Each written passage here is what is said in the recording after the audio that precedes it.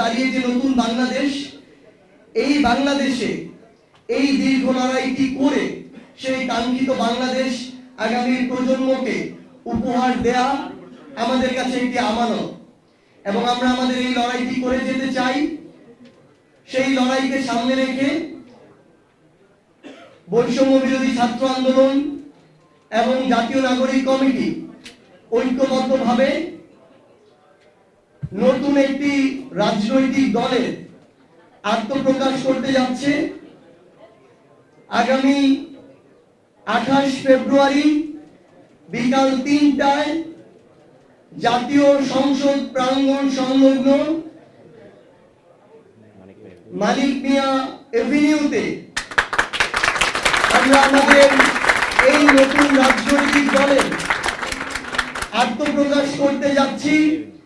আমরা আমাদের এই আত্মপ্রকাশের যে শপথ, সেই শপথটি এই বাংলাদেশের 18 কোটি মানুষের আশা আকাঙ্ক্ষার যে প্রতীক, ওই জাতীয় সংসদ, সেই জাতীয় সংসদকে সামনে রেখে এই শপথটি করতে চাই।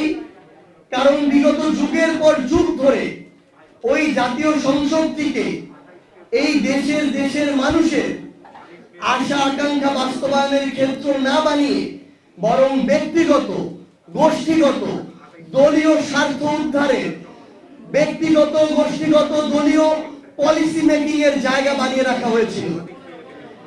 যেখানে জাতির আশা আকাঙ্ক্ষার প্রতিফলন হওয়ার কথা, সেই জায়গাটিকে স্বৈরাচারের উৎপাদন ক্ষেত্র বানিয়ে রাখা হয়েছিল। তাই আমরা বাংলাদেশের ছাত্র জনতাকে সামনে রেখে, ওই জাতীয় সংসদকে সামনে রেখে আগামীর বাংলাদেশে নতুন যে রাজনৈতিক দলটি হতে যাচ্ছে, সেই রাজনৈতিক দলের আত্মপ্রকাশ করতে যাচ্ছি। এবং আমরা এই শপথ নিয়ে, এই কমিটমেন্ট নিয়ে শুধু একটি কথাই বলতে চাই, যে হাজারো শহীদের রক্তের উপরে, হাজারো রক্তাক্ত লাশের উপরে যে নতুন বাংলাদেশ এসেছে, এই নতুন বাংলাদেশে আমরা যে রাজনৈতিক দলটি করতে যাচ্ছি, এখানে ব্যক্তি স্বার্থ, গোষ্ঠী স্বার্থ, দলীয় স্বার্থের ঊর্ধ্বে বাংলাদেশের মানুষের স্বার্থ, বাংলাদেশের স্বার্থ প্রাধান্য পাবে।